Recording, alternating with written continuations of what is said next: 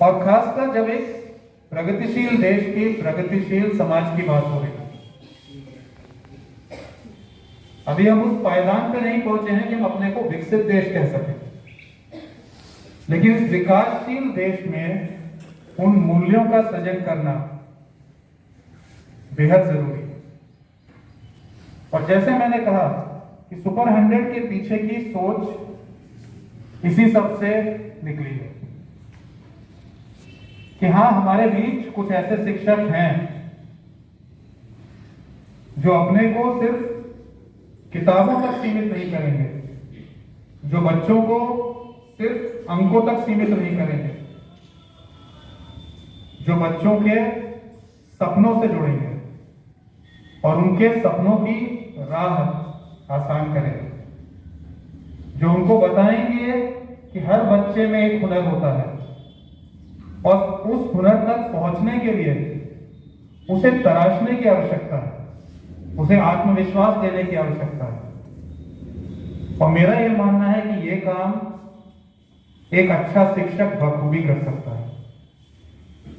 क्योंकि हो सकता है उसका वो हुनर घर पे सामने ना आता हो सकता है घर पे उसके अभिभावक उसके उस हुनर की उतनी कदर ना करते हो सकता है घर पे वो बच्चा तमाम अन्य चीजों से घिर जाता हो,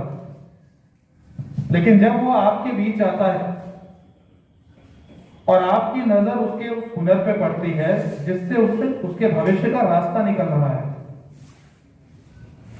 तो ये जिम्मेदारी आपकी बन जाती है कि एक अच्छा नागरिक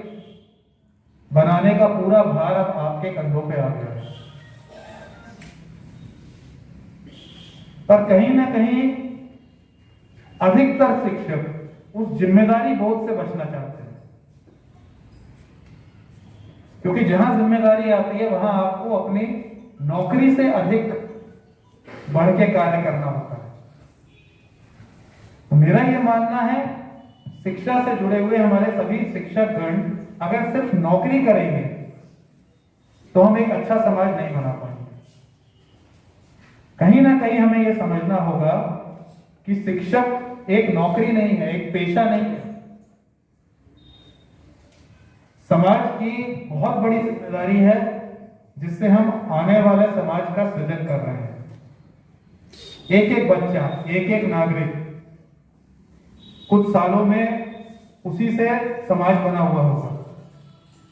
और अगर हमने नौकरी से बढ़कर उसके ऊपर मेहनत नहीं करी तो हम उसको आधे रास्ते में ही छोड़ देंगे।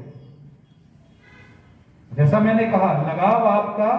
उस बच्चे के प्रति इतना होना चाहिए जैसे वो आपका स्वयं का बच्चा हो। अगर आपने उसके हुनर को देखा है तो आगे तक, जब तक वो अपने परिणाम तक नहीं पहुंच जाता, सफलता नहीं हासिल कर लेता, एक शिक्षक की जिम्मेदारी है कि उसके साथ लगा रहे, और सिर्फ एक बालक बालिका के साथ नहीं, 1, 5, 10, 20, 100 के साथ। और इस कार्य को करने के लिए मेहनत करनी पड़ती है, नौकरी से कई गुना ज्यादा है। और ऐसा नहीं कि हमारे शिक्षक ऐसा नहीं कर रहे हैं। कई विद्यालयों में, जैसे मैंने कहा, मैंने स्वयं देखा जहां शिक्षक